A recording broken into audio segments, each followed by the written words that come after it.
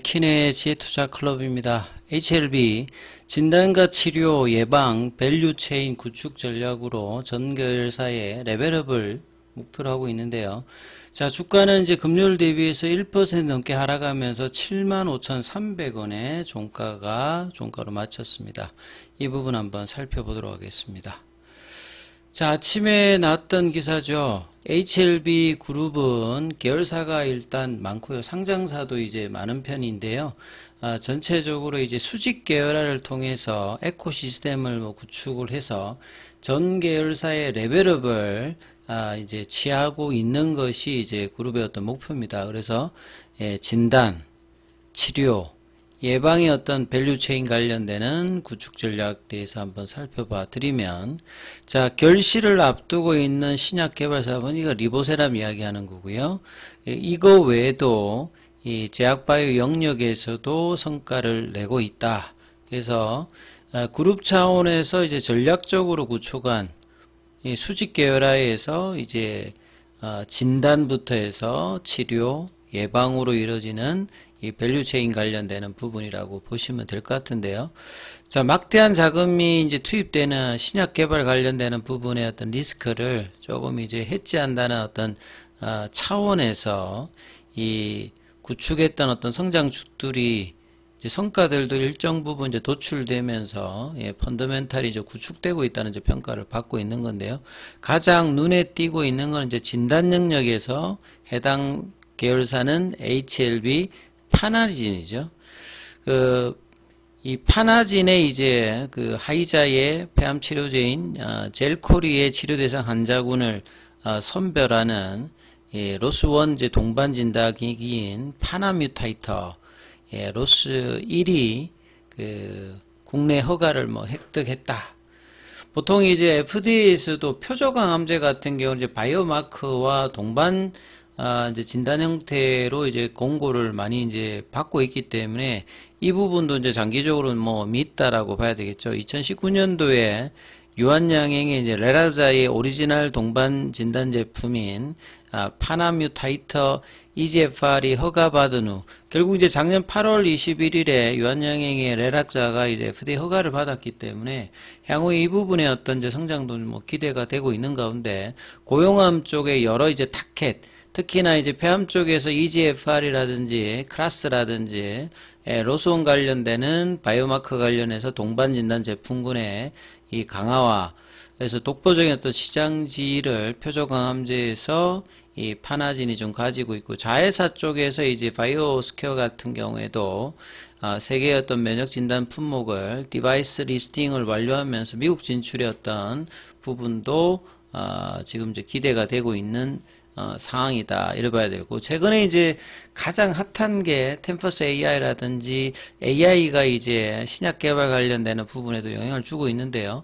그래서 아론티오에 대해서 이제 기술 투자를 또 하고 있기 때문에 HLB 계열 관련되는 부분에서는 이제 전 영역에서 이렇게 펀더멘털 개선을 취하고 있는 상황입니다. 그리고 이제 가장 탄탄한 이제 고리 역할을 하고 있는 것은 결국 치료 영역이겠죠. 치료 영역이고, 이런 이제 신약 개발 외에 이제 비임상이라고 하는 말은 사람에게 이제 약의 안전성, 유효성을 하는 것을 임상이라고 하는데, 그 앞에서 세포 단계라든지 동물 단계에서 하는 게 이제 비임상, 다른 말로 전임상, 여기 관련해서 이제 과거 이제 노터스가 이제 이 부분들을 HLB 계열에 와서 하는 거고요. 그 다음에 이제 제조 유통 관련되는 부분에서도 성과의 어떤 부분들 이야기하고 있거든요. 그래서 헬스케어사 부분은 본래 이제 요게 이제 FA죠, FA. 남윤재 대표가 이제 과거에 있었던 FA가 이제 HLB 쪽에 이제 들어오면서 그게 이제 사업부 모델 형태로 바뀐 게 HLB 헬스케어 사업부입니다.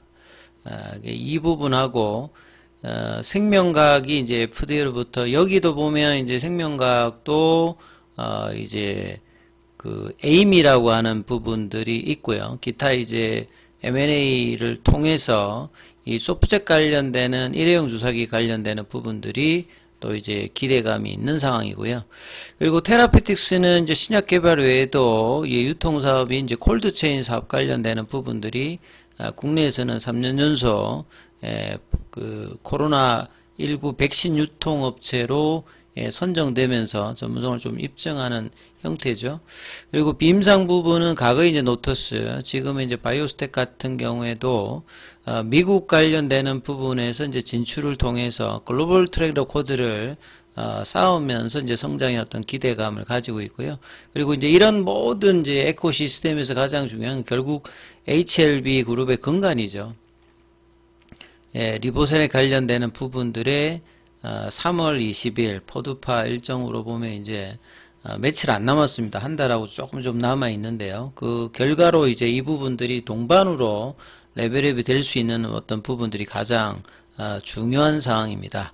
그리고 이제 또 작년 12월 달에 엘레바 테라피틱스가 라이센스 인했던 경구용 리라푸그라티닉 관련되는 부분들은 올해 말에 이제 이 담간암, 요것도 이제 간암의 이제 해부학성으로는 같은 이제 위치라고 보시면 되는데요. 여기도 이제 NDA 신청을 예정을 앞두고 있고, 선양 남성암 관련되는 부분들도 NCCN 가이드라인 등재를 통해서 상업화 전략까지 이야기를 하고 있는 상황입니다. 그리고 테라페틱스의 상반기 하반기에 NK 치료제의 유럽과 미국에서 탑라인 발표를 또 앞두고 있는 상황이고, 베리스모 같은 경우에는 이 고용암 뿐만 아니라 이 혈액암 관련해서 카티 관련되는 부분 임상을 진행하고 있는 상황이죠. 그리고 예방 축에서 이제 보게 되면 최근에 또 이제 계열적으로 들어왔던 HLB 제넥스가 반도체 이제 공정률 효소 관련되는 부분에서 국내 최초로 뭐 국산화하고, 그 다음에 이제 이 효소 관련되는 부분에서 이제 아미코젠과 더불어서 제넥스가 국내에서는 이제 상장사 중에서는 가장 뭐 독보적인 어떤 경쟁력을 갖추고 있습니다. 그리고 이제 글로벌 같은 경우에도 이 HLB 라이프 케어를 인수하면서 고령화 관련되는 시니어 케어 시장 공략을 하고 있는 상황이어서 전체적으로 이제 진단과 예방 치료의 그룹 성장축을 좀 더 이제 강화하고 있는데, 여기에 이제 핵심적인 포인트는 결국 리보세람 승인 관련되는 부분들이 이제 활용 점정이 될 수 있는 거죠. 그래서 전체적인 이제 바이오 밸류 체인을 보면 진단 쪽에 HLB 쪽에서는 헬스케어 사업부와 생명과학, 뭐 소프트잭 관련되는 부분, 그 다음에 파나진의 자회사 바이오스케어 이렇게 돼 있고요. 그 다음에 치료 쪽에서는 이제 엘레바 테라피틱스가 중심이 돼 있고, 이뮤노믹, 베리스모, 생명과학, 그 다음에 뭐 이 사이언스의 펼정, 테라피틱스, 그 다음에 최근에 또 결로 들어와 있는 뉴로토브 관련되는 부분, 비임상 쪽에서는 바이오스텝이 뭐 중요한 부분이고요. 그 다음 유통 쪽에서는 이 테라피틱스의 백신 유통 관련되는 부분, 그 다음에 예방 쪽에 보면 이제 라이프 케어라든지 뭐 제넥스 관련되는 부분들이 의미 있는 어떤 부분으로 전체적인 어떤 계열의 업을 하기 위해서는 결국 엘레바 테라피틱스의 리보세란이 관련되는 부분 FDA 허가가 일단 가장 뭐 중요한 부분이다, 이렇게 보실 수 있습니다. 그리고 이제 뭐 카티 관련되는 부분들에 대한 이야기가 계속 나오고 있는데요. 이 베리스모 관련되는 부분 1월 달에 혈액암과 이제 고용암 관련되는 부분이 이제 같이 이제 임상이 진행되고 있는 상황에서 혈액암 쪽에 이제 신키르 310 관련해서는 처단자 투여 관련되는 부분, 뭐 이런 어떤 기사들도 나와 있는 상황이고요. 그 다음에 이제 내년도까지 세계 처방약 확보하겠다. 이거는 이제 지난주에 나왔던 기사들입니다. 자, 그리고 이제 항서제약은 이제 오늘 그 흐름은 0.91% 좀 약세였고요. 공매도 쪽에서 보시게 되면 최근에 이제 주가가 조금 이제 부진한 흐름에서 업틱률 예외 관련되는 부분이 평소보다는 좀 많은 편이죠. 오늘 같은 경우에도 18,955주 정도가 거래되었고, 그 다음에 공매도 순보유 잔고 같은 경우에는 2월 6일 기준으로 지난주 목요일 기준으로 보시게 되면 297만 주대로 여전히 이제 한 300만 주대 부근 정도로 이 금액 기준으로 보면 이게 뭐 2255억 정도입니다. 그래서 이게 작은 물량이 아니니까 여기에 어떤 커버링이 이루어지게 되면 주가의 어떤 급등 관련되는 부분이 나올 수 있는 어떤 수급적인 요인이고요. 대차거래 쪽에서는 상한보다 체결이 좀 많은 어떤 흐름들을 보였습니다. 차트 흐름을 보시게 되면 지난주에 이제 주 후반에 이틀 빠지고 난 다음에 금요일에 일단 양봉이 나왔습니다만 다시 이제 오늘 음봉이 나오면서 금요일날 양봉의 시가 라인을 훼손하고 일단 내려갔죠. 거래량은 이제 금요일날 75만 주, 오늘 61만 주니까 거래량은 작았습니다만 일단 양봉의 어떤 의미를 훼손시키는 모습이었고요.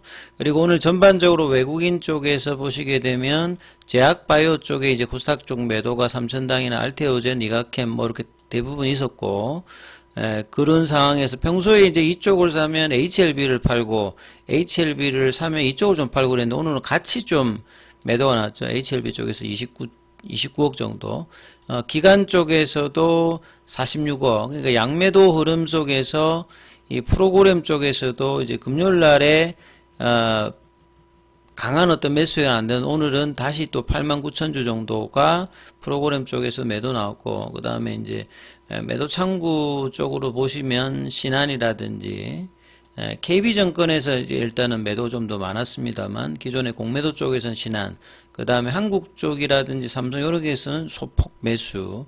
그리고 이제 분봉을 보시게 되면 아침에 이제 한 11시 전까지 이제 흐름들 속에서 아침 시가를 살짝 넘어갔습니다만 결국 78,000원, 8만원대의 어떤 회복을 지금 못 해주면서 아침에 이제 그 저점을 깨진 않았습니다만 좀 밀려 내려가면서 거의 이제 종가가 이제 저가가 되는 형태 부근에 일단 끝났기 때문에 좀 부진한 흐름이다 이렇게 봐야 될 거고요. 시간에는 큰 거래 없이 보합에 끝난 어떤 모습이었습니다. 그래서 지금 볼린저 밴드 하단에서 살짝 내려갔기 때문에 지금 볼린저 밴드 하단 가격 자체가 76,000원이거든요. 그래서 이 78,000원, 8만원 이 부분이 이제 좁아져 있는 이제 볼린저 밴드라고 하는 말은 추세라든지 변동폭도 지금 좁아져 있기 때문에 언제든지 거래량이 증가되면 올라갈 수 있는 부분들이고, 한 2월 17일 정도에 EIR 관련되는 부분의 모멘텀이 지금 오늘이 10일이기 때문에 한 일주일 안쪽에 이제 여기에 대한 어떤 기대감을 보여줘야 되는 어떤 상황이고, 지난주에 뭔가 올려줘야 되는 어떤 흐름에서 내려왔기 때문에 요 이제 1월 15일에 연봉의 시가 라인에 다시 지금 내려간 거거든요. 그래서 여기에서는 올려주는 흐름들이 이번 주에는 좀 거래량이 실려서 다시 이제 78,000원에서 8만원, 그 위에 자리가 이제 85,000원, 요 단계를 이제 거쳐야지만 이제 그동안의 박스권의 어떤 고점이었던 이제 10만원 부근의 이 영역을 가기 위한, 그리고 이제 이런 어떤 비교 대상을 할 수 있는 종목들이 이제 결국 유한양행의 뭐 작년도 8월 21일의 모습을 본다라고 하면, 여기도 보시게 되면 이전에 이제 박스권들을 계속 이제 넘어가면서 올렸거든요. 그러니까 박스권이 있던 부분을 24년도 초에 올리고, 그 다음에 한 서너 달 박스권을 하다가 7월 달에 올리고 난 다음에 여기 이제 박스권, 이전에 박스권이 이제 지지가 되면서 8월 20일 날 이제 밤에 한 8시 이후에 이제 기사가 뜨면서 FDA 승인 관련되는 부분이 나왔고, 이때만 보더라도 보면 이제 단기로 보면 뭐 한 76,000원, 8만원권 부근에서 한 30% 이상, 그리고 승인 이외에도 보면 한 15만원대까지 이제 16만원 뭐 요 정도까지 올라갔기 때문에 한 8만원권에서 보면 거의 뭐 더블 정도의 흐름들을 이렇게 보여주는 흐름을 보였거든요. 결국은 이제 이런 어떤 흐름에서 이제 가장 중요한, 결국은 상승의 의미에서 가장 중요한 부분은 볼린저 밴드 상단 넘어가는 거거든요. 거래를 동반하면서. 그리고 그 전에 여기도 뭐 거래가 좀 작았던 부분인데, 지금의 어떤 이제 HLB 흐름을 보게 되면 뭐 비슷합니다. 이게 박스권을 돌파하고 이제 가야 되는데 넘어가지 못하고 좀 눌려있기 때문에 이제 거래량이 늘면서 볼린저 밴드 상단을 넘어가는 흐름들을 언제쯤 보여주느냐, 이제 이 부분들이 이제 가장 중요한 부분이고 2월 달에 이제 이런 흐름들을 거래를 실으면서 이제 보여주는 어떤 흐름들이 나와야 되는 상황이기 때문에 거래 정가와 이 부분들을 계속 좀 살피시면서 흐름 챙겨 보셔야 되겠습니다. 계열 종목에 관련되는 부분들은 다음 영상에서 이어서 설명해 드리도록 하겠습니다.